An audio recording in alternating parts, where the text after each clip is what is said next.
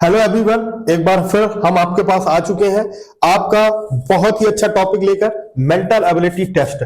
जैसा कि मैं पहले भी बता चुका हूं कि जो मेंटल एबिलिटी टेस्ट है इसमें अगर यूपी कांस्टेबल की जो वैकेंसीज आई हैं 60,244 वैकेंसीज हैं, और इन वैकेंसीज के लिए अगर मैं बात करूं मेंटल एबिलिटी में तो आपको 18 से 20 क्वेश्चन देखने को मिल जाते हैं।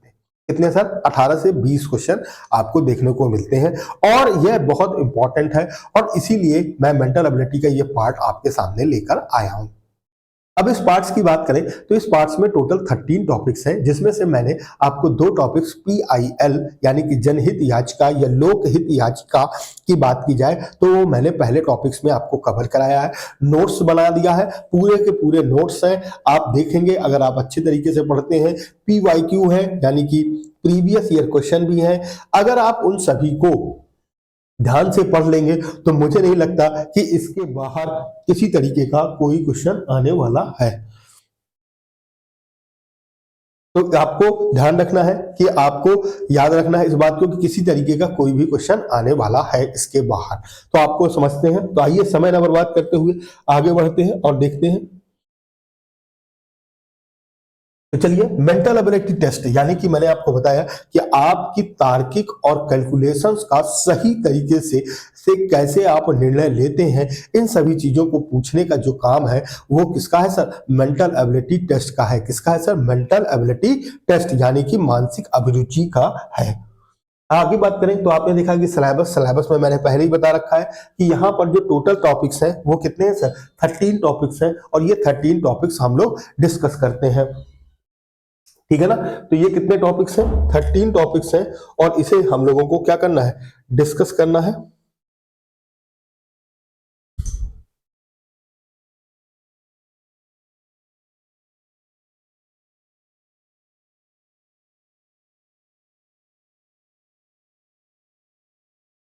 तो ये हमारे पास जो 13 टॉपिक्स हैं इनको हम लोगों को क्या करना है? डिस्कस करना है। और ये जो 13 टॉपिक्स में जिसमें से मैंने आपको बता दिया कि जो पहला टॉपिक्स है, कौन सा टॉपिक्स है? पहला टॉपिक्स है, इसका नाम है सर PIL, जिसे मैंने पहले पार्ट्स में डिस्कशन किया है, यानी कि जनहित याचिका। और दूसरा पार्ट्स है कानून एवं शांति व्यवस्था, इसको मैंने दूसरे पार्ट्स में अच्छे से डिस्कस किया है, और इसमें मैंने PYQ भी कराए हुए हैं। तो आप लोगों को कहीं भी जाने की जरूरत नहीं, आपको मैं 1 बाय 1 सारे के सारे 13 के 13 टॉपिक्स क्या करूंगा सर? डिस्कस करूंगा। आज हम लोग तीसरा पार्ट डिस्कस कर रहे हैं, यानी कि सांप्रदायिक सद्भाव का। किसका सर?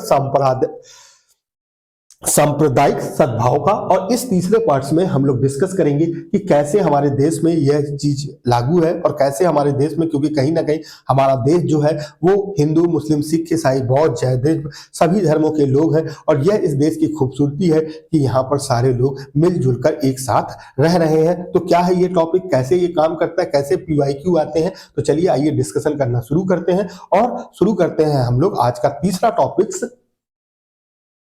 और इस तीसरे टॉपिक्स में हम लोग किसकी बात करेंगे? सांप्रदायिक सद्भाव की। तो अगर अब हम बात करें तो चलिए देखना शुरू करते हैं क्या है। तो जैसा कि ऐसा सद्भाव की बात की गई है, सांप्रदायिक सद्भाव की में ऐसी की बात की गई है कि ऐसा देश या ऐसी जगह जहां पर सभी धर्म जाति के लोग एक साथ रहते हैं, और एक साथ रहने के साथ साथ वह इन सभी चीजों का क्या करते हैं सर? कानून व्यवस्था ये सभी चीजों को मानते हैं और एक दूसरे के प्रति प्रेम का व्यवहार रखते हैं। ऐसे करने के कारण ही हम इस तरीके के टॉपिक्स को पढ़ पा रहे हैं, जिसका नाम है सांप्रदायिक सद्भाव। अब देखिए, सांप्रदायिक सद्भाव की बात की जाए तो किसी भी देश में सांप्रदायिक सद्भाव तब होता है जब विभिन्न धार्मिक समुदाय के बीच शांति और सद्भाव होता है। क्या होता है सर? शांति और सद्भाव। जैसे कि आपने देखा कि भारत में क्या है सर कि जगह जगह पर पानी बदलता रहता है, जगह जगह पर चीजें बदलती रहती हैं, भाषाएं बदलती रहती हैं, जाति धर्म के लोग बदलते रहते हैं, उनका कल्चर बदलता रहता है, फिर भी हम लोग इतनी सारी कल्चर, इतने सारे धर्मों और इतनी सारी जाति व्यवस्थाओं के साथ एक साथ मिलकर शांति के साथ रह रहे हैं। इसी को वास्तविकता में क्या कहते हैं? सांप्रदायिक सद्भाव कहते हैं। अब देखिए, भारत एक कैसा देश है? विविधतापूर्ण देश है और धर्मों का घर है। तो देखिए, मैंने आपको पहले भी बताया कि भारत कैसा है?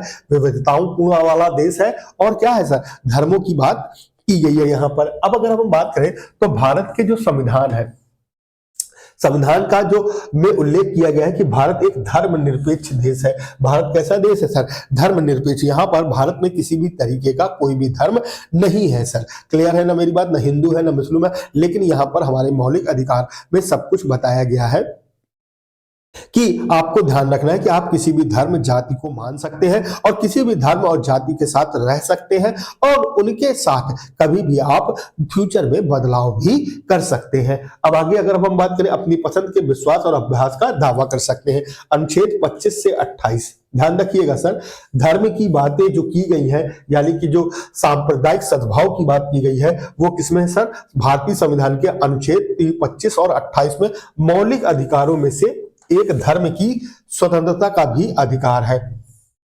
अब अगर हम बात करें तो भारत में एक ऐसा देश है जहां पर हमारे पास किसी भी धर्म को वरीयता नहीं दी गई है, किसी भी धर्म को मान्यता नहीं दी गई है। यहाँ पर सभी धर्मों को क्या कहा गया है सर? बराबर कहा गया है और कहा गया है कि भारत एक ऐसा देश है सर, धर्मनिरपेक्ष देश है। यहाँ पर किसी भी जाति और धर्म के साथ कोई भी भेदभाव नहीं किया जाएगा, यानी कि जो कानून है वो सभी लोगों के लिए, जितने भी लोग हैं उन सभी लोगों के लिए बराबर है, समान है, उसमें किसी तरह की कोई असमानता नहीं रखी गई। यानी कि जो कोई न्याय व्यवस्था है या जो भी चीजें हैं, सब में सबको बराबर का अधिकार दिया गया है। अब आप देखिए, सांप्रदायिक सद्भाव हिंसा घृणा से मुक्त विभिन्न धार्मिक समुदायों के बीच शांति का और सद्भाव का सिद्धांत है। तो अभी आपने देखा कि किसी से अगर हम घृणा करते हैं या हमको कोई अच्छा नहीं लगता, छोटी जाति का है या किसी और धर्म का है, तो अगर हम उसके विरोध में बात करते हैं या उसके साथ हम सद्भावना नहीं रखते हैं, तो हम निश्चित रूप से इस चीज का क्या करेंगे? हनन करेंगे और खंडन करते हैं। तो हनन और खंडन ना हो, इसीलिए हमें सांप्रदायिक सद्भाव में आसानी से शांतिपूर्ण तरीके से माहौल बनाकर रहना है और सभी धर्मों का हमें क्या करना है? सम्मान करना है, क्योंकि सब धर्म क्या है? आपस में बराबर है। अब देखिए, भारतीय संस्कृति का मूल तत्व सामान्यवादी दृष्टिकोण है। यहाँ पर विभिन्न धर्मों और संप्रदाय के लोग आपस में मिलजुल कर रहते हैं। कभी कभार इनका आपसी झड़पें होती रहती है। बात बिल्कुल सही है कि कहीं ना कहीं अगर घर पे अगर आप देखें तो 4 बर्तन है तो टकराएंगे तो आवाज तो होगी ही होगी थोड़ी बहुत, लेकिन उससे बर्तनों को कोई फर्क नहीं पड़ता। न तो आपने देखा अगर किचन है, किचन की बात करें तो किचन में कई तरीके के बर्तन होते हैं और उस किचन में कई तरीके के बर्तन होने के साथ साथ वो आपस में टकराते रहते हैं कभी कभार, और उनसे छिटपुट घटनाएं भी होती हैं, छिटपुट आवाजें भी होती हैं, लेकिन ना तो उससे किसी बर्तन को फर्क पड़ता है ना ही किचन को फर्क पड़ता है। वैसे ही याद रखिए सर, इतना बड़ा देश है और इस देश में ज्यादातर लोग, हमारे पास सभी देश धर्मों के जाति के लोग रहते हैं, अलग अलग लोग रहते हैं, वो आपस में टकराते हैं तो थोड़ी बहुत छोटी मोटी झड़पें तो होती है, लेकिन उससे हमारी देश की अखंडता पर किसी तरह का कोई प्रभाव नहीं पड़ता। कुछ घटनाएं ऐसी भी है जो देश के लिए काला धब्बा है, लेकिन हमें उससे भी कोई बहुत बड़ा फर्क नहीं पड़ता है। उम्मीद है कि यहां तक सबको अच्छे से समझ में आ गया होगा। अब आगे अगर हम बात करें तो सांप्रदायिक सद्भाव की बात की जाए तो यार, लेकिन इनसे निराशा होना उचित नहीं है। लेकिन हाल ही के वर्षों में सांप्रदायिक जहर बड़ी तेजी से लोगों में क्या हो रहा है सर? फैल रहा है। तो कहीं ना कहीं अगर अब हम बात करें तो आप देखते हैं कि पहले कुछ कम लोग थे, पहले सारे लोग क्या थे? सर्वधर्म सम्मान था, हिंदू मुस्लिम सिख ईसाई आपस में है, भाई भाई, ऐसी बातें चलती थी और सभी जाति धर्म का हम लोग कहीं ना कहीं सम्मान करते थे। लेकिन आज के दौर में थोड़ा सा हम ये देख रहे हैं कि कहीं ना कहीं इसका जो जहर है, सांप्रदायिकता का जो निराशा है, वो निराशा हमारे लिए इसलिए हाथ आई है कि कहीं ना कहीं इसका जो हमारे मन में विरोध है और कहीं ना कहीं जो जहर घोला जा रहा है या जहर किसी अराजक द्वारा घोला जा रहा है जो शांति फैलाने की, अशांति फैलाने की फिराक में रहते हैं, तो ऐसे लोगों से हमें दूर रहना चाहिए और हमेशा सांप्रदायिक सद्भाव के साथ रहना चाहिए। अब अगर हम बात करें, असहिष्णुता को लेकर विपक्ष में काफी घमासान मचा हुआ है, लेकिन विकास के लिए उचित नहीं है।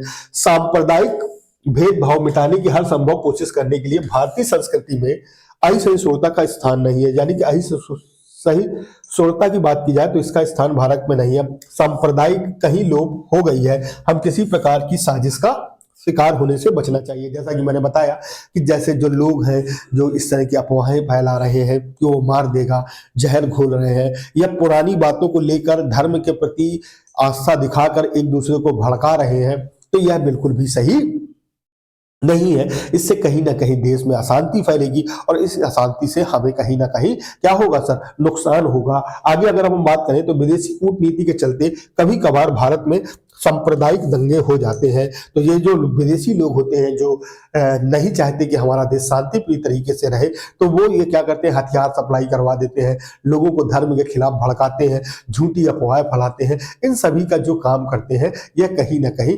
नुकसानदेह है। तो हमें इस बात का ध्यान रखना है और पालन करना है। अब आगे अगर अब हम बात करें तो आगे चलते हैं और देखते हैं भारतीय राजनीति और सांप्रदायिक सद्भाव। तो अगर अब हम बात करें तो 1976 में, कब है सर, ध्यान दीजिएगा, ये बात बहुत अच्छी है। 1976 में भारतीय संविधान के 42वें संशोधन में, इसमें सर 42 संशोधन के साथ प्रस्तावना संविधान में कहा गया है कि भारत एक धर्मनिरपेक्ष राष्ट्र है।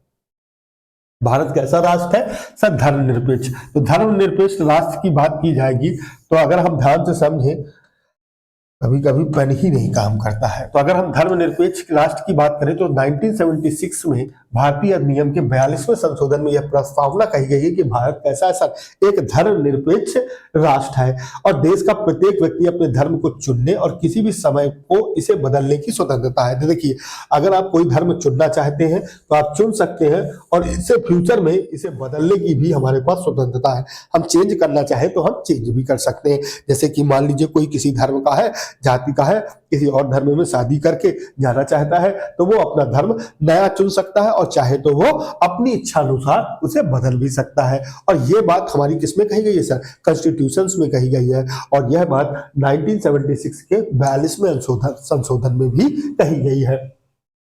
अभी देखिए, वर्तमान में भारतीय राजनीति में देखा गया, समझ में आता है कि हमारे राजनेता अपने स्वार्थ सिद्धि के लिए, तो देखिए नेता लोग होते हैं, उपद्रवी लोग होते हैं, वो सिर्फ और सिर्फ अपना फायदा देखते हैं। तो आपको भी पता है कि कभी भी कोई भी किसी भी तरह की अशांति झगड़े से कभी किसी को लाभ नहीं होता। अगर हम किसी से लड़ेंगे तो हमको नहीं लाभ होगा, जो हमसे लड़ेगा हमें उससे भी कोई लाभ नहीं होगा, कभी नहीं हो सकता। लेकिन हम दो लोग आपस में जब लड़ेंगे तो हमेशा याद रखिए, फायदा हमेशा किसका होगा, हर तीसरे आदमी का होगा। और जो तीसरे, वो कहते नहीं सर कि दो बिल्ली की लड़ाई में बंदर का फायदा हो गया। दो बिल्ली आपस में रोटी के लिए लड़ रही थी और एक बंदर ने चालाकी से उन दोनों लोगों को बराबर रोटी बांटने के चक्कर में पूरी की पूरी रोटी खा गया। तो याद रखिए सर, हमको याद रखना है कि यहाँ पर बंदर भाट जो चल रहा है वो बंदर भाट ना होने पाए। किसी तरीके का अगर ये दो बिल्लियां आपस में लड़ रही हैं तो उसी किसी बंदर को फायदा ना होने पाए, हमें इस बात का ख्याल रखना है।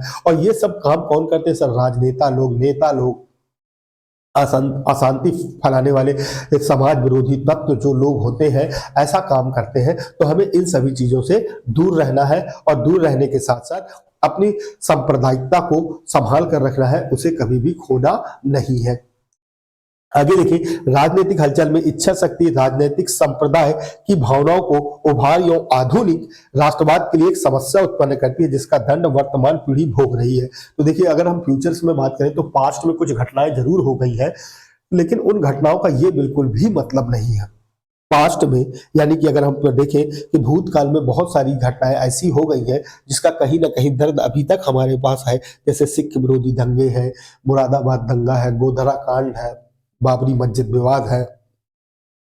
अगर हम देखें तो सांप्रदायिक सद्भाव का जो सबसे अच्छा इस समय एग्जाम्पल है वो क्या है सर, अयोध्या नगरी बन रही है, वहां पर मंदिर का निर्माण हो रहा है। कहीं ना कहीं उस निर्णय का जो सुप्रीम कोर्ट ने अपने तरफ से अपने अच्छा निर्णय लिया, एक ऐतिहासिक निर्णय लिया, उससे कहीं ना कहीं उसका सबने सम्मान किया, चाहे वो हिंदू हो चाहे मुस्लिम हो, किसी भी जाति धर्म का हो, उसका सम्मान सभी लोगों ने किया। और उस सम्मान के कारण ही आज भारत में यह एक ऐतिहासिक घटना हो गई जहां पर सांप्रदायिक सद्भाव को ऊपर रख दिया गया, यानी कि धर्मनिरपेक्षता को ऊपर रखा गया। ये एक बहुत अच्छी बात है और ये एक अच्छी बात होने के लिए ही हमें इस बात का ध्यान रखना होगा। अब अगर हम देखें तो वर्तमान भारतीय राजनीति व्यवस्था में यह देखा समझा जाता है कि हमने हमारे राजनेता स्वार्थ सिद्धि के लिए, यानी कि इच्छा शक्ति राजनीतिक संप्रदाय की भावनाओं को उभर कर आधुनिक राष्ट्रवाद की एक समस्या का उत्पन्न करते हैं। अगर आप इसका पीडीएफ बस भी पढ़ लेंगे, यानी कि जितना मैंने आपको यहाँ पर स्लाइड में लिखा हुआ है, अगर इतना भी आपने पढ़ लिया तो निश्चित रूप से कोई भी क्वेश्चन आपका इससे बाहर नहीं आने वाला। आप इस बात को अपने दिमाग में बिल्कुल से फिट कर लीजिए। उम्मीद है कि यहाँ तक सबको समझ में आया होगा। आगे अगर अब हम बात करें तो लिखा है भारतीय राजनीति और सांप्रदायिक सद्भाव। तो अगर अब हम बात करें तो देखिए संप्रदाय अर्थात मजहब आपस में बैर नहीं करना सिखाता। तो सबसे बात तो बड़ी बात तो आपको पता है कि कोई भी जो मजहब है या कोई भी धर्म है, क्या है सर, धर्म है, वो आपस में कभी भी बैर करना नहीं सिखाता, यानी कि लड़ाई करना नहीं सिखा सकता। अगर वो धर्म की बात करता है तो कभी भी वो लड़ने की बात नहीं करेगा, अशांति फैलाने की बात नहीं करेगा।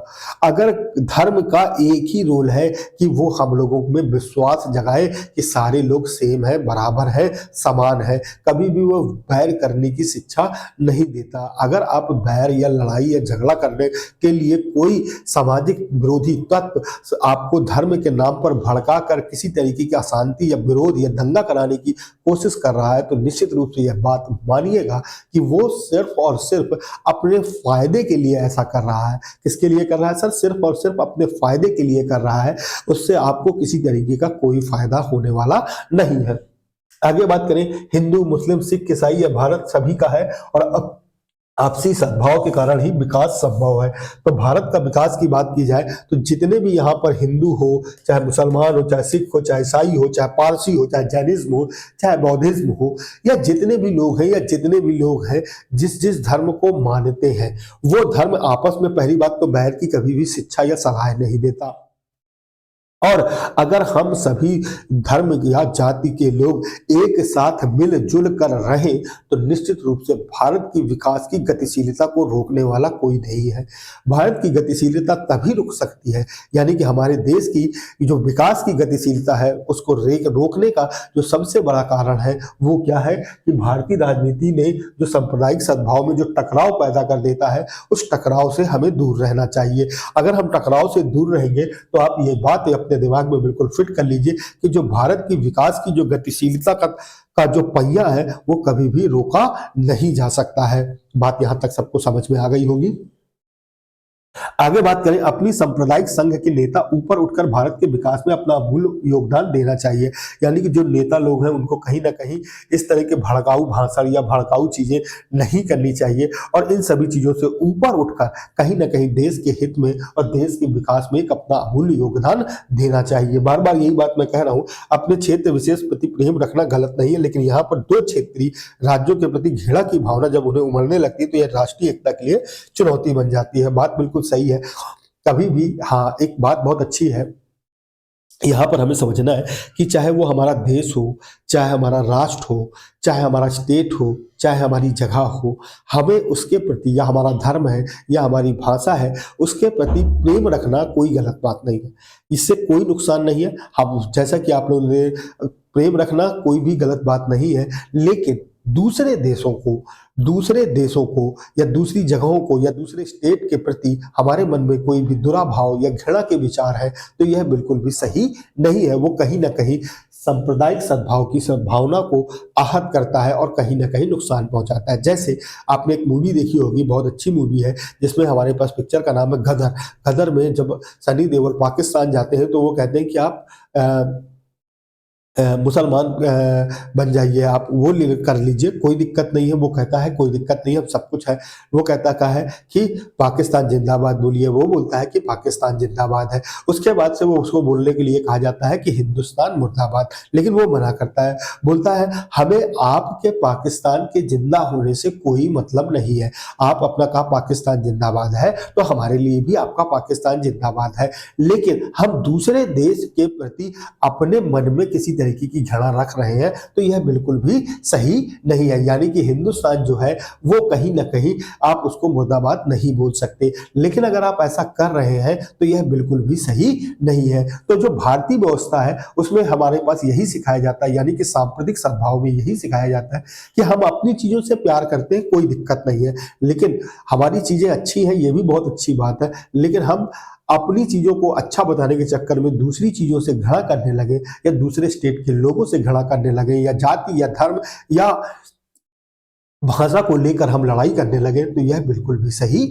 नहीं है। इससे कहीं ना कहीं हमारी सांप्रदायिक सद्भाव की जो तरीका है उसमें क्या हो जाएगा सर, नुकसान हो जाएगा और उसमें कहीं ना कहीं उसकी जो भावनाएं हैं उस पर ठेस पहुंचेगा, और ठेस पहुंचने के साथ साथ जो भारत की गतिशीलता का जो पहिया है वो भी कहीं ना कहीं रुक सकता है। तो इस बात का हमको ध्यान रखना है। एकता और विकास के लिए बहुत जरूरी है। तो देखिए मैंने पहले बताया कि सांप्रदायवाद की भावना राष्ट्रवाद और एकता के लिए क्या है सर, बहुत जरूरी है। और अपने क्षेत्र में विशेष प्रति प्रेम रखना गलत नहीं है, लेकिन यहाँ पर दो क्षेत्रीय, तो देखिए अपने में भावनाओं में प्रेम रखना कोई गलत नहीं है, लेकिन दूसरे के साथ ऐसा करना कहीं ना कहीं गलत बात है। और अगर अब हम बात करें तो जो संप्रदाय स्वभाव का आपसी में जो संबंध है बाधा पहुंचाता है, कहीं ना कहीं जो दंगे हैं वो राष्ट्र के माथे पर क्या है सर, कलंक है। तो चलिए आइए चलते हैं, देखते हैं, समझते हैं। अब आप देख रहे हैं कि भारतीय अतीत के महत्वपूर्ण दंगों की बात की गई है, तो कुछ दंगे ऐसे भी हैं तो जो अतीत में हो गए हैं, और ऐसे दंगे कहीं ना कहीं हमारी जो सुरक्षा भावना है, जो हमारी चीजें हैं, जो हमारे देश के विकास की गतिशीलता का जो पहिया है उसमें कहीं ना कहीं विवाद है, और इन विवादों से हमें हमेशा दूर रहना चाहिए और इनके बारे में हमें नहीं लड़ना चाहिए। अब अतीत में कई ऐसे उदाहरण हैं, यानी कि अगर हम भूतकाल या पास्ट में देखें तो कुछ काले धब्बे ऐसे हैं जिनसे हमेशा हमें नुकसान हुआ है। जैसे पहला है पारसी मुस्लिम दंगे, सब 1851 में जो सबसे पहला दंगा हुआ वो पारसी मुस्लिम दंगा हुआ, और वो कितना हुआ 1851 में। फिर दूसरा भारूच दंगे 1857 में, पारसी मुस्लिम दंगे 1874 में, सलेम दंगे 1872 में, मापिला दंगा 1921 में, नागपुर दंगे 1927 में, रांची हटिया दंगे 1967 में, गुजरात दंगे 1969 में, बहुत इंपॉर्टेंट है। फिर मुरादाबाद दंगे 1980 में, भिवंडी दंगे 1984 में, भागलपुर दंगा 1989 में, हैदराबाद दंगा 1990 में, कराठी विरोधी हिंसा 1991 में, बॉम्बे दंगा, उर्दू विरोधी दंगा, गुजरात दंगा, बड़ोदरा दंगा, कैनिन दंगा और मुजफ्फरपुर का दंगा। तो अगर अब हम बात करें तो यहाँ पर 2013 का, यानी कि मुजफ्फरपुर का जो दंगा था वो 2013 का था। तो आपने देखा कि अभी 2020 में भी दिल्ली में दंगा हो गया। तो ये जो दंगे हैं ये कहीं ना कहीं हमारे लिए नहीं है, हमें फायदा पहुंचाने के लिए नहीं है, सिर्फ और सिर्फ हमें नुकसान पहुंचाने के लिए है। और इसको करवाने वाले जो व्यक्ति हैं वो सिर्फ और सिर्फ अपने फायदा है, जिसमें से चंद कुछ राजनेता हैं, कुछ समाज विरोधी तत्व हैं जो नहीं चाहते कि हम शांति से रहें। ऐसे लोगों से हमें हमेशा दूर रहना चाहिए, और ये जो काले धब्बे हैं इनको भूलना चाहिए हमेशा के लिए। इस प्रकार के कुछ सांप्रदायिक दंगों के उदाहरण हैं जिन्होंने देश में बड़े पैमाने पे क्या किया है, विनाश किया है। और कहीं ना कहीं कभी भी ना, मैंने आपको पहले भी बताया कि लड़ाई, हिंसा, दूसरे के प्रति द्वेष, घृणा का मन में भाव रखना हमेशा हमारे लिए क्या होगा, नुकसानदेह होगा। और वर्तमान में विभिन्न संप्रदाय और राष्ट्र के प्रति हमारा जो दृष्टिकोण है किस तरह का, इसका राष्ट्रवाद पर क्या पड़ता है सर, असर पड़ता है। और नकारात्मक पहलू है, इसका सकारात्मक पहलू भी है और नकारात्मक भी पहलू है। अगर हम सांप्रदायिक सद्भाव की बात करते हैं तो इसमें हमारे पास मैक्सिमम टाइम हमने देखा कि जो सकारात्मक पहलू ही है, नकारात्मक पहलू क्या है सर, कम है। तो इन सब चीजों को हमें आसानी से समझना है। आगे बात करें तो देश में सांप्रदायिक तनाव से संबंधित कुछ प्रमुख घटनाएं हैं। जैसा कि मैंने अभी आपको बहुत सारी चीजें बताई और बहुत सारे दंगे बताए, जिसमें से कुछ इंपॉर्टेंट्स हैं जिसमें हमारे पास बहुत ज्यादा हानि हुई, बहुत ज्यादा नुकसान हुआ।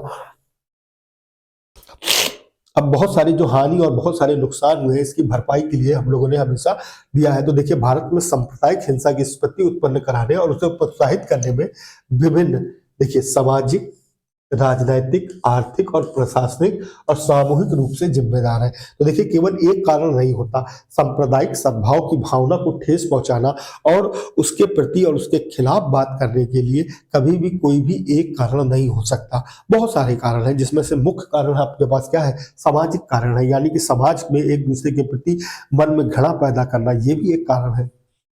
कुछ राजनैतिक कारण है, कुछ राजनेता लोग अपने फायदे के लिए लोगों को भड़काते हैं, और अपने लोगों को भड़काने के साथ साथ वो कुछ ऐसा भी करते हैं जिससे उनको फायदा होता है, लेकिन आम पब्लिक को कोई फायदा नहीं होता है। दूसरी बात याद करेंगे, आर्थिक और प्रशासनिक मुद्दे, कहीं ना कहीं पैसे की कमी है, वो भी लोग भी ये सारी चीजों पर नुकसान उठाते हैं। जैसे आपने देखा होगा कुछ लोग गरीब हैं और कुछ लोग रईस हैं, तो रईस लोग क्या कर रहे हैं, गरीब लोगों को बंधुआ मजदूर बना रहे हैं, हनन कर रहे हैं, उनके मौलिक अधिकारों का हनन कर रहे हैं।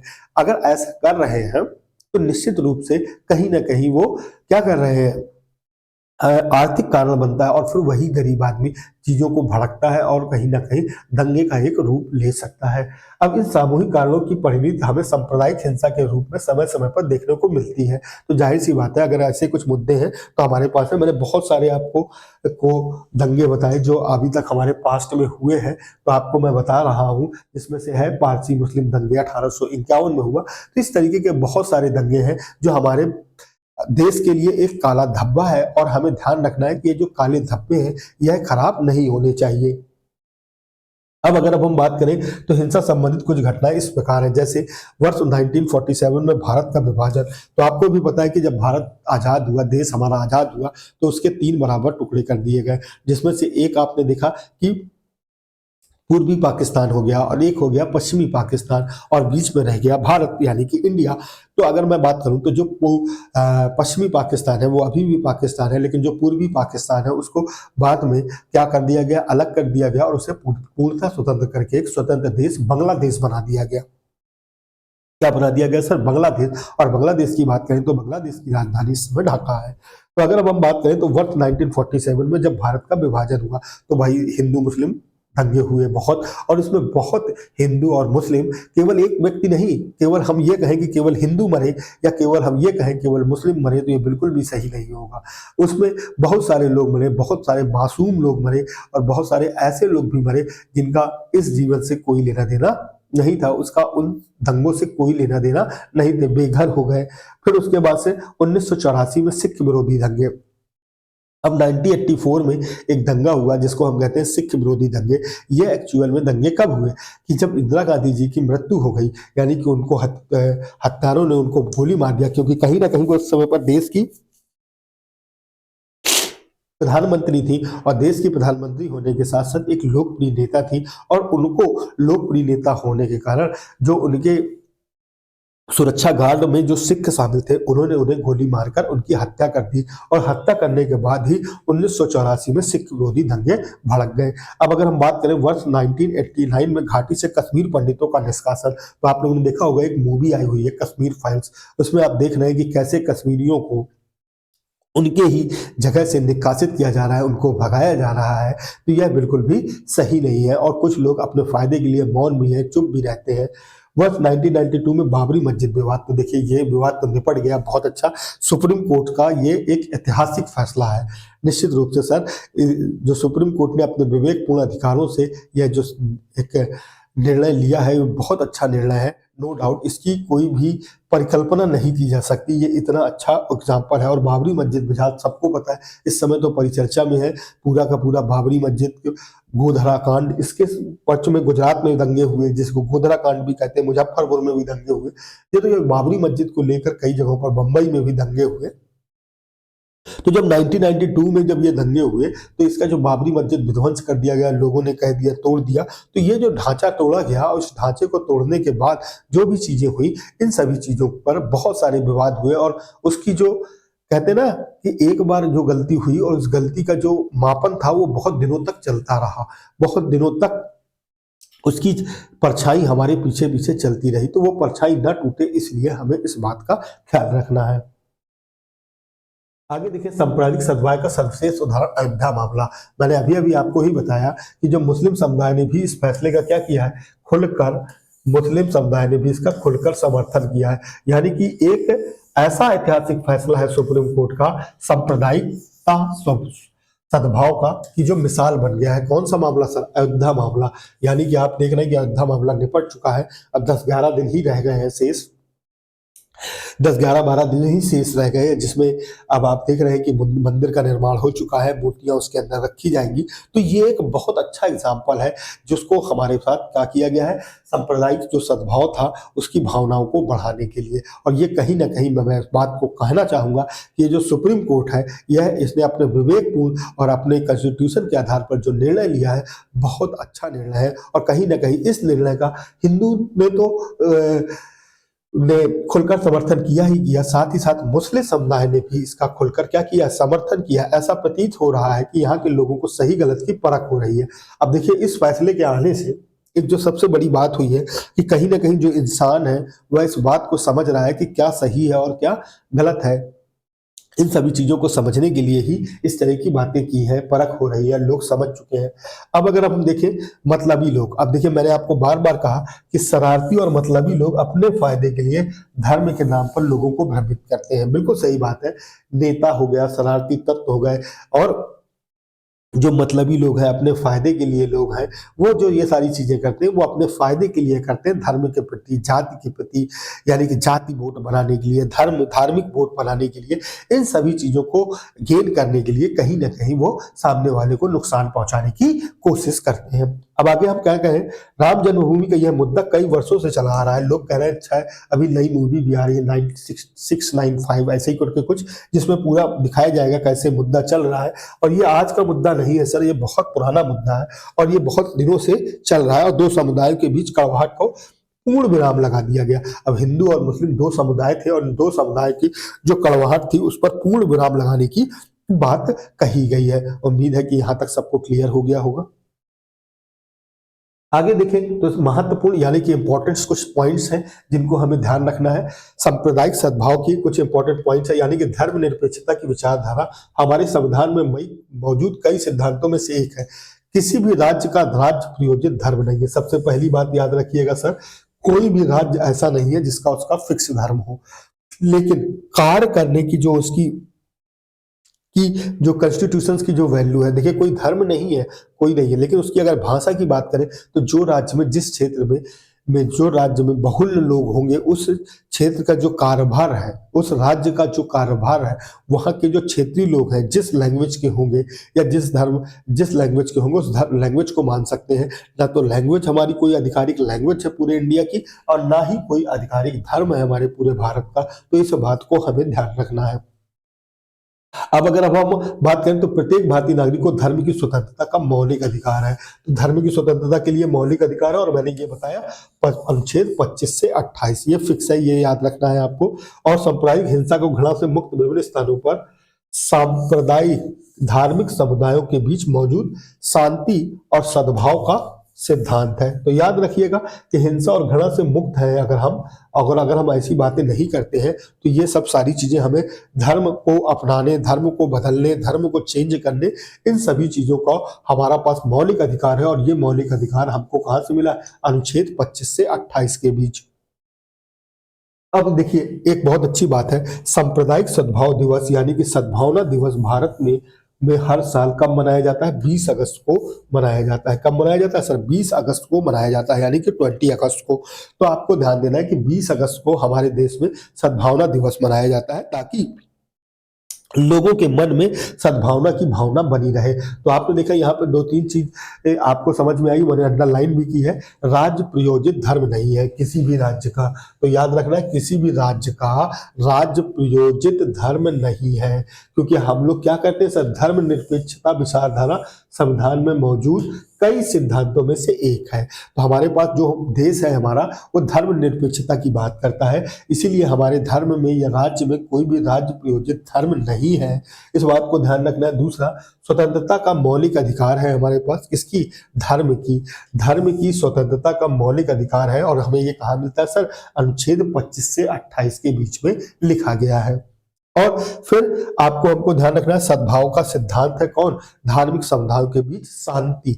अगर हमारे पास जो अलग अलग जाति धर्म के लोग हैं वो आपस में शांति के साथ रह रहे हैं, तो कहीं ना कहीं यही एक सद्भाव का क्या है सर? सिद्धांत है।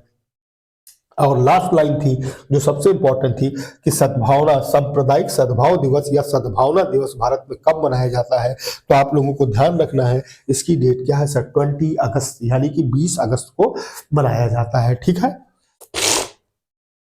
अब अगर हम और आगे देखें तो आप देख रहे हैं कि भारत में अपने पूरे इतिहास में सांप्रदायिक असमंजस के कई उदाहरण देखे हैं गए हैं। कुछ मुसलमानों और पारसियों के बीच, कब सर?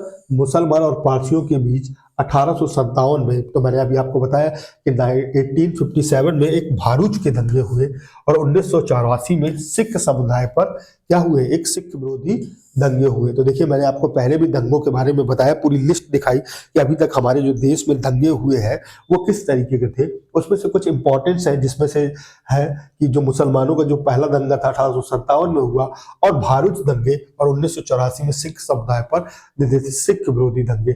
यानी कि जो मुसलमान मुसलमान और पारसियों के बीच 1857 में दंगे हुए थे, वो कहाँ पर हुए थे? भरूच में। और ये को हमें ध्यान रखना। और 1984 में सिख समुदाय, मैंने बताया कि इंदिरा गांधी की मृत्यु के बाद जो उनके सुरक्षा गार्ड थे वो सिख थे और उनके विरोध में लोगों ने दंगे शुरू कर दिए। तो उम्मीद है कि यहाँ तक सबको क्लियर हुआ होगा। आगे अगर हम बात करते हैं 1992-93 में बॉम्बे दंगे, बाबरी मस्जिद के विध्वंस की प्रतिक्रिया थे। तो अभी मैंने बताया कि जब बाबरी मस्जिद का विध्वंस हुआ तो 1992-93 में बॉम्बे में दंगे हुए और मैंने इसकी चर्चा भी की थी। और इस मुद्दे पर लगभग 900 लोग मारे गए थे। कितने? 900 लोग। सर 900 लोग बहुत होते हैं जो इस तरीके से लोग मारे गए। तो आपको इस बात को ध्यान रखना है। कितने? 900 लोगों की क्या हो गई सर? मृत्यु हो गई। और ये लोग सारे के सारे क्या हो गए सर? मारे गए। तो आपको इस बात को ध्यान रखना है। उसके बाद से 2002 में गुजरात में दंगे बाबरी मस्जिद के विध्वंस और गोधरा ट्रेन को जलाने के कारण हुआ। तो देखिए 2002 में भी सेम बाबरी मस्जिद में एक कांड हो गया और जिसको हम लोग क्या कहते हैं सर? गोधरा कांड होते हैं। और जिसमें से हमारे पास गोधरा ट्रेन को क्या कर दिया गया था? जला दिया गया था। और इन सभी चीजों को हमको ध्यान में रखना होगा। ठीक है ना? तो बहुत बढ़िया, आगे बढ़ते हैं और आगे देखते हैं कि भारत में हाल ही में सांप्रदायिक दंगे 2013 में जो दंगे थे वो मुजफ्फरनगर, और 2020 के जो दंगे थे वो दिल्ली के दंगे थे। तो 2020 में वही जो किसानों वाले दंगे थे उन्हीं की बात की जा रही है। तो आपको ध्यान देना है। फिर हमारे देश के लिए सांप्रदायिक सद्भाव जरूरी है और प्रत्येक नागरिकों को अपनी पसंद का धर्म का पालन करने का अधिकार है। और असहिष्णुता का जो अधिकार है वह हमारे देश में कहीं ना कहीं सांप्रदायिक भावना की भावना को ठेस पहुंचाता है और कहीं ना कहीं उसके विरोध में बात करता है और शांति की जगह पर अशांति फैलाने की बात करता है। तो ध्यान रखना है। आगे बढ़ते हैं। अब आप देख रहे हैं कि आज आपका पहला क्वेश्चन आ गया है संप्रदाय सद्भाव का। तो आपका पहला क्वेश्चन आपकी स्क्रीन पर है। सद्भाव का क्या अर्थ है? तो राज्य एक धर्मनिरपेक्ष सुरक्षित रखें, सभी धर्मों का सम्मान करें, क्रियाकलापों पर ध्यान देना है। और इन सभी चीजों का हम लोगों को ध्यान देते हुए आगे बताना है।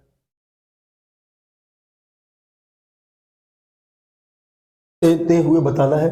तो देखिए सद्भाव का अर्थ क्या है? तो अभी अभी मैंने आपको सद्भाव की इतनी बात बताई, यानी कि सांप्रदायिक सद्भाव की बात की। तो सद्भाव का मतलब है कि हमें सभी धर्मों का क्या करना चाहिए सर? राज्य एक धर्म को सुरक्षित रखें, गलत क्रियाकलापों पर रखें और विशेष का दोगलापन, लोगोपन, तो ऐसा ये बिल्कुल भी सही नहीं है। तो यहाँ पर जो सही आंसर है वो क्या है सर? ऑप्शन बी है, यानी कि सभी धर्मों का हमें क्या करना चाहिए सर? सम्मान करना चाहिए। इस बात को आपको ध्यान रखना है। आगे बढ़ते हैं और देखते हैं। सेकंड क्वेश्चन आपकी स्क्रीन पर आ चुका है और सेकंड क्वेश्चन का आपको आंसर बताना है कि क्या होगा। भारत में धर्मनिरपेक्षता के संदर्भ में निम्नलिखित में से कौन सा गलत है? तो देखिए यहाँ पर सही नहीं पूछ रहा है क्या? कौन सा गलत है? क्या पूछ रहा है सर? तो आपको ध्यान देना है कि क्या पूछ रहा है कि कौन सा गलत है, कौन सा गलत है। अब कौन सा गलत है पूछ रहा है तो क्या है? पहला, भारतीय राज्य एक विशेष धर्म के वर्चस्व को रोकने के लिए विभिन्न तरीकों से काम करता है। ऐसा क्या है? बिल्कुल भी नहीं है सर। आपको याद रखा है कि भारत एक धर्मनिरपेक्ष देश है और वो किसी भी विशेष धर्म की बात नहीं करता। दूसरा, भारतीय राज्य धार्मिक मामलों में हस्तक्षेप नहीं करता। यह बात बिल्कुल सही है सर। भारतीय जो राज्य है वो कहीं ना कहीं धार्मिक मामलों में किसी तरह की कोई भी हस्तक्षेप नहीं करता और भारतीय राज्य एक धार्मिक समूह द्वारा शासित नहीं है, तो ये गलत हो गया। एक धार्मिक समूह को दूसरे पर हावी होने से रोकने के लिए भारतीय राज्य और गैर हस्तक्षेप राजनीति को अपनाता है, ये भी सही नहीं है। तो यहाँ पर जो ऑप्शन होगा वो ऑप्शन कौन सा हो जाएगा सर? बी हो जाएगा कि भारतीय राज्य धार्मिक मामलों में हस्तक्षेप नहीं करता। बिल्कुल सही बात है कि भारत जो है राज्य है वो धार्मिक मामलों में हस्तक्षेप नहीं करता। यह बात बिल्कुल गलत है और बाकी सभी कहीं ना कहीं क्या है सर? बिल्कुल सही है। ठीक है ना? यानी कि भारतीय राज्य एक विशेष धर्म के वर्चस्व को रोकने के लिए विभिन्न तरीकों से काम करता है। यह बात बिल्कुल क्या है सर? सही है। दूसरा, भारतीय राज्य एक धार्मिक समूह द्वारा शासित नहीं है। यह भी बात बिल्कुल क्या है सर? 110% सही है। और एक धार्मिक समूह को दूसरे धार्मिक होने पर रोकने के लिए भारतीय राज्य गैर हस्तक्षेपों को राजनीति को अपनाता है, ये भी बिल्कुल सही है। लेकिन अगर हम ये कहेंगे कि भारतीय राज्य धार्मिक मामलों में हस्तक्षेप नहीं करता तो यह बिल्कुल भी सही नहीं है। कहीं ना कहीं वो धार्मिक जो विवाद है उन सभी चीजों पर क्या करता है? हस्तक्षेप करता है। आगे देखते हैं क्वेश्चन नंबर थर्ड। धर्म को कभी राजनीति से अलग नहीं किया जा सकता, यह कथन है, किसने कहा है? तो आपको मैं बता दूं यह कथन बहुत अच्छा है कि जो धर्म है, जो धर्म की बात की गई है वो राजनीति से कभी अलग नहीं हो सकता। यह कथन कहने वाले जो व्यक्ति हैं उनका नाम सर महात्मा गांधी जी है। तो ये गांधी जी ने कहा था और महात्मा गांधी जी ने कहा कि जो धर्म है इसको राजनीति से कभी भी अलग नहीं किया जा सकता है। आगे अगर हम देखें चौथा क्वेश्चन, तो भारत में राज्यों का आधिकारिक धर्म क्या है? तो अब बताइए, हिंदू है धर्म है, ईसाई धर्म है, इस्लाम धर्म है, कोई नहीं है। तो आपको मैंने अभी तक यही बात की कि भारत एक धर्मनिरपेक्ष देश है, यहाँ पर किसी तरह का कोई आधिकारिक धर्म नहीं है। तो इसका आंसर क्या होगा सर? कोई नहीं, याद रखना है आपको। पांचवा क्वेश्चन देखते हैं, धर्मनिरपेक्ष राज्य के रूप में भारत के बारे में निम्नलिखित में से कौन सा कथन गलत हो सकता है? धर्मनिरपेक्ष के रूप में भारत के बारे में निम्नलिखित में से कौन सा कथन गलत हो सकता है? सही नहीं, गलत की बात कर रहा है। और जब गलत की बात कर रहा है तो हमें ध्यान देना है। तो कह रहा है किसी भी धर्म को मानने की स्वतंत्रता देता है, यह बात तो बिल्कुल सही है, इसको हम गलत नहीं कह सकते। दूसरा, कोई आध्यात्मिक धर्म नहीं है, यह भी बात बिल्कुल सही है। धार्मिक आधार पर भेदभाव निषेध करता है, यह भी बात बिल्कुल क्या है? सही है सर। और यह धार्मिक अल्पसंख्यकों के लिए सीटें आरक्षित करता है, यह बात बिल्कुल गलत है। और ऐसी बात गलत है और हमको गलत हो सकता ही पूछना था, यानी कि यहाँ पर जो ऑप्शन होगा वो बच्चा क्या होगा सर? ऑप्शन डी होगा। तो आपको इस बात को अपने तक रखना है और अपने दिमाग में इस बात को रखना है, ठीक है ना। तो आइए नेक्स्ट क्वेश्चन देखते हैं। भारतीय राजनीति में जाति का कौन सा रूप दिखाई देता है? तो भारतीय राजनीति में जाति का कौन सा रूप दिखाई देता है? तो सरकार के गठन के बाद जातियों को प्रतिनिधित्व देने का, जातिगत भावनाओं को भड़काकर वोट पाने की कोशिश करना, उम्मीदवारों को चुनाव जातियों की संख्या के हिसाब से। बिल्कुल सही बात है सर। कौन सा रूप दिखाई देता है? तो भारतीय राजनीति में कहीं ना कहीं जाति गत वोटों की जो राजनीति होती है उसमें कहीं ना कहीं जाति की भावनाओं को देखा जाता है। और इसमें क्या क्या होता है? सरकार के गठन में जातियों के प्रतिनिधित्व को देना, बिल्कुल सही बात है। जातीय भावनाओं को भड़काकर वोट पाने की कोशिश करना, यह भी बिल्कुल सही है। और उम्मीदवारों को चुनाव जातियों की संख्या के हिसाब से देना। कहीं पर आपने देखा कि कोई भी क्षेत्र में किसी भी धर्म के लोग या जाति के लोग बहुल हैं तो ज्यादातर पार्टियां क्या करती हैं, उस जगह का जो कैंडिडेट्स है वो उसी हिसाब से क्या करती हैं? एडजस्ट करती हैं। तो यानी कि यहाँ पर जो ऑप्शन होगा वो ऑप्शन क्या होगा सर? डी होगा। सातवां देखते हैं, इनमें से कौन सा सांप्रदायिक के रूप के बारे में बताता है? यानी कि कौन सा ऐसा चीज है जो सांप्रदायिकता के कुरूप, यानी कि रूप को नहीं कुरूपता को बताता है?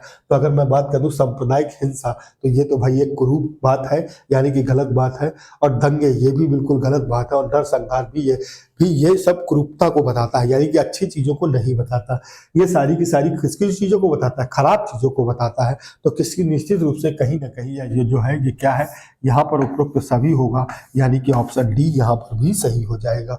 उम्मीद है कि सबको यहाँ तक समझ में आ गया होगा। नेक्स्ट क्वेश्चन देखते हैं 8, इनमें से कौन सा मामला पारिवारिक कानून से संबंधित है? विवाह और तलाक, दत्तक ग्रहण, वंशानुक्रम।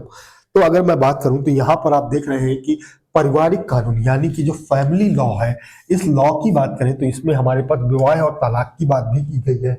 दत्तक पुत्र हम कैसे ले सकते हैं, यानी कि हम किसी को अडॉप्ट कैसे कर सकते हैं, इसकी बात भी की गई है। और वंशानुक्रम की भी बात की गई है, यानी कि हम यहाँ पर कह सकते हैं उपरोक्त सभी, यानी कि ऑप्शन डी बिल्कुल करेक्ट आंसर है। उम्मीद है कि यहाँ तक सबको बहुत अच्छे से समझ में आ गया होगा। तो आइए आगे बढ़ते हैं और देखते हैं नेक्स्ट 9 क्वेश्चन है, राजनीति में सांप्रदायिकता का कौन सा रूप लेता है? तो धार्मिक पूर्वाग्रहों की तरह हर रोज मान्यताओं में किसी भी अपने धार्मिक समुदाय के राजनीतिक प्रभुत्व की खोज और धार्मिक आधार पर राजनीतिक घुलाबंदी। तो अगर हम देखें तो कौन सा लेता है भाई? राजनीतिक में अगर हम बात करें तो राजनीति में जो बात की गई है वो कहीं ना कहीं कौन सा रूप लेगा? धार्मिक में पूर्वाग्रहों की तरह हर रोज मान्यताओं में किसी को के अपने धार्मिक समुदाय के राजनीतिक प्रभुत्व की खोज में, धार्मिक आधार पर राजनीतिक गोलाबंदी में और उपरोक्त सभी। तो अगर मैं बात करूं तो यहाँ पर जो आंसर होने वाला है वो क्या होगा सर? डी, यानी कि यहाँ पर जो सारी बातें हैं वो क्या है सर? मान्य है। और कहीं ना कहीं ऑप्शन डी बिल्कुल करेक्ट आंसर है। उम्मीद है कि यहाँ तक सबको क्लियर हो गया होगा। अब अगर हम देखें जाति व्यवस्था के टूटने के लिए इनमें से कौन सा कारण जिम्मेदार है? तो अगर हम देखें बड़े पैमाने पर शहरीकरण होगा तो कहीं भी जाति व्यवस्था नहीं टूटेगी। साक्षरता और शिक्षा का विकास, व्यवसायिक गतिशीलता और उपरोक्त सभी। तो अगर हम बात करें कि यहाँ पर अगर हम देखें तो हमारे पास क्या आंसर हो सकता है, तो अगर अब हम बात करें तो अगर बड़े पैमाने पर अगर हमारे पास जो जाति व्यवस्था है वो टूट रही है या उसको कहीं ना कहीं खत्म हो रही है, धीरे धीरे धर्म व्यवस्था भी खत्म हो रही है, लोग एक दूसरे को सांप्रदायिक सद्भावना की भावना से देख रहे हैं, उसका जो सबसे बड़ा जिम्मेदार है वो क्या है सर, बड़े पैमाने में जो शहरीकरण हो रहा है। अगर शहरीकरण होगा तो कहीं ना कहीं जाति और धर्म व्यवस्था बदलाव होगा और लोग किसी को किसी की भी घृणा की नजर से नहीं देखेंगे। दूसरा है साक्षरता और शिक्षा। तो साक्षरता और शिक्षा की बात की जाए, अगर ज्यादातर लोग साक्षर और शिक्षित होंगे तो कहीं ना कहीं वो धर्म की बात नहीं करेंगे। आपको इस बात को ध्यान रखना है, ठीक है ना, कहीं ना कहीं धर्म और जाति की बात नहीं करेंगे। आगे अगर हम बात करें तो व्यवसायिक गतिशीलता, तो व्यवसायिक गतिशीलता यानी कि व्यवसाय में अगर गतिशीलता होगी तो कहीं ना कहीं वो इस तरीके की बातों को, भावनाओं को नहीं रखेंगे। आगे अगर हम बात करें तो उपरोक्त सभी, तो यहाँ पर जो ऑप्शन होने वाला है वो क्या होगा सर, ऑप्शन डी हो जाएगा। तो यहाँ पर ऑप्शन क्या हो जाएगा सर, डी हो जाएगा। आपको इस बात को ध्यान रखना है। आगे देखते हैं, अगला क्वेश्चन देखते हैं और करते हैं कि क्या होगा। अगर हम बात करें सांप्रदायिक राजनीति से क्या तात्पर्य है, तो राजनीति से विभिन्न समुदायों की भागीदारी, जब राज्य शक्ति का उपयोग बाकी समूहों से एक धार्मिक समूह के वर्चस्व के रूप में स्थापित करने के लिए किया जाता है। सामान्यवादी सरकार और उपरोक्त सभी। तो सांप्रदायिक राजनीति से क्या तात्पर्य है, तो जब राज्य शक्ति का उपयोग बाकी समूह में धार्मिक के वर्चस्व के लिए स्थापित किया जा सकता है, तो इसी को हम लोग क्या कहते हैं सर, सांप्रदायिक राजनीति कहते हैं। यानी कि जो सांप्रदायिक राजनीति है वो कैसे होती है कि अगर हम पर्टिकुलर किसी धर्म समूह को उस राज्य में व्यवस्थित करने की बात करेंगे तो कहीं ना कहीं वो सांप्रदायिक राजनीति से तात्पर्य रखेगा, यानी कि अपना मेलजोल रखेगा। आपको यहाँ तक उम्मीद है कि सबको समझ में आ गया होगा। नेक्स्ट क्वेश्चन देखते हैं, क्वेश्चन नंबर 12 की बात करी जाएगी। तो क्वेश्चन नंबर 12 की बात अगर हम करें तो यहाँ पर अगर मैं आपको बता दूं कि इन सभी देशों में किसी आधिकारिक धर्म है। तो अगर हम बात करें तो वो पूछ रहा है कि कौन सा ऐसा देश है जहां पर आधिकारिक धर्म है। तो अगर मैं बात करूं सबसे पहला श्रीलंका, तो श्रीलंका में भी अपना आधिकारिक धर्म है। पाकिस्तान में भी आपको पता है कि इस्लाम धर्म उनका क्या है, आधिकारिक धर्म है। वैसे ही सर इंग्लैंड में भी अपना धर्म है और उपरोक्त सभी। तो यहाँ पर जो आंसर होगा वो क्या हो जाएगा सर, ऑप्शन डी हो जाएगा। यानी कि यहाँ पर जो स्क्रीन पर जो देश दिखाए जा रहे हैं उनमें सब में अपना पर्टिकुलर धर्म है, लेकिन भारत एक ऐसा देश है जिसका कोई पर्टिकुलर धर्म नहीं है, वो सभी धर्मों को मानता है और सभी धर्म के लोगों का सम्मान करता है। नेक्स्ट देखेंगे अब हम लोग कि B.R. अम्बेडकर और महात्मा गांधी के मध्य 1932 में हस्ताक्षरित पूना समझौते का क्या प्रावधान था। तो पहला कह रहा है भारत के लिए डोमिनियल स्थिति बनाए जाने का, मुसलमानों के लिए पृथक निर्वाचन क्षेत्र का, निम्न वर्ग के लिए पृथक निर्वाचन क्षेत्र का, निम्न वर्ग के लिए आरक्षण सहित संयुक्त निर्वाचन क्षेत्र का। तो अब आपको यहां पर बताना है कि क्या आंसर होने वाला है।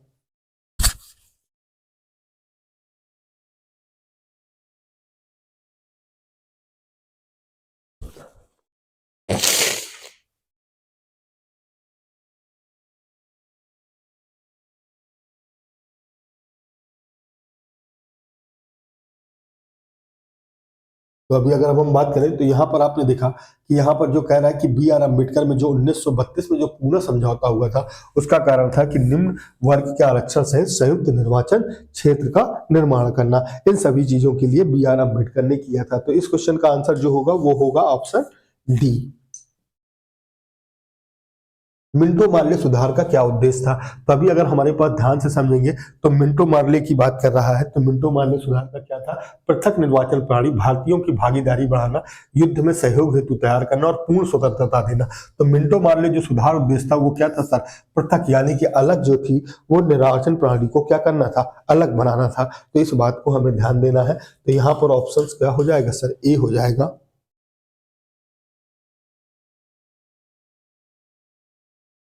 अब मुसलमानों के लिए अतिरिक्त निर्वाचक मंडल प्रारंभ में किसके द्वारा लाया गया, तो क्रिप्स मिशन 1942, मार्ले मिंटो सुधार 1909, और अगर हम बात करें मार्केट टेम्स फोर्स सुधार और पूर्ण संविधान की बात की गई है। तो यहाँ पर अगर मैं बात कर दूं तो मुसलमानों के लिए अतिरिक्त निर्वाचक मंडल प्रारंभ में किसके द्वारा लाया गया, तो आंसर है इसका मार्ले मिंटो सुधार 1909 में। तो किसके अनुसार लाया गया था सर, मार्ले मिंटो के सुधार में लाया गया था। तो आपको इस बात को ध्यान रखना है, कौन था सर, मार्लो मिंटो सुधार 1909। तो ऑप्शन बी।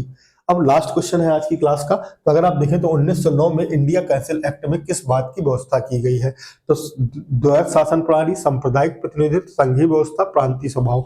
तो अगर यहाँ पर हम बात करें तो ऑप्शन बी की गई है, यानी कि सांप्रदायिक प्रतिनिधित्व। तो आपको मैंने पहले भी बताया था कि कभी भी ऐसा कुछ होता है तो आपको ध्यान रखना है, ठीक है ना। उम्मीद है कि यहाँ तक सबको क्लियर हो गया होगा। तो चलिए आज की क्लास को हम लोग यहीं समाप्त करते हैं। तो थैंक यू। और मैं आपको बता दूं कि आपने आज तीसरा टॉपिक्स पढ़ लिया, अगली क्लास में हम लोग चौथे टॉपिक्स को डिस्कशन करेंगे। तो बिना भी समय गंवाए आप लोग लगातार जुड़े रहें और देखते रहें। और आपको मैं बता दूं कि ये जितने भी पार्ट्स हैं 13 के 13 पार्ट्स हम लोग डिस्कस करेंगे।